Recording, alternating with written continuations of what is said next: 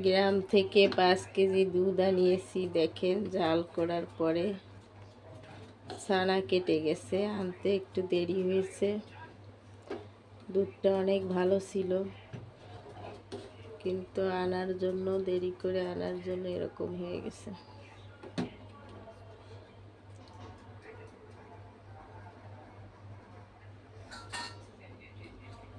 এখন চিনি দিলে সন্দেশ হয়ে যাবে।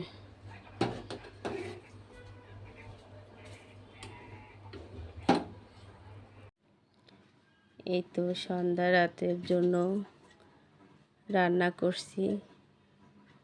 রোজা থেকে কিছুই খেতে ইচ্ছে করে না, তাই আজকে ভেবেছি ভর্তা করব। তাই ভর্তা করার জন্য এই যে পাটায় নিয়েছি ফুলকপি ভর্তা করেছি। পেঁয়াজ, রসুন, কাঁচা ঝাল, শুকনা মরিচ, লবণ দিয়ে ফুলকপি ভর্তা করলাম।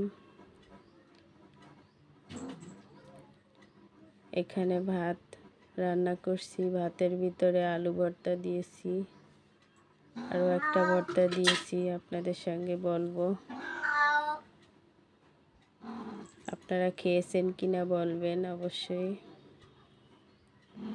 এই যে 3 পদের ভর্তা করেছি, আলু ভর্তা, ফুলকপি ভর্তা, আর এটা হচ্ছে ওলকপির পাতা ভর্তা। আপনারা কে কে খেয়েছেন অবশ্যই কমেন্টে জানাবেন। আমার ভিডিওগুলো দেখে একটা লাইক, শেয়ার আর একটা সাবস্ক্রাইব দিয়ে যাবেন, অবশ্যই অনুরোধ থাকলো।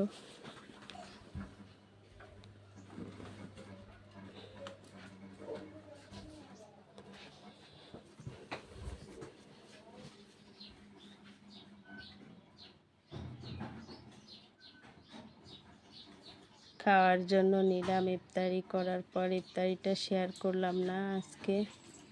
ইফতারি করার পর এই যে রাতের খাওয়ার জন্য ভর্তা নিলাম, ভর্তা, গরম ভাত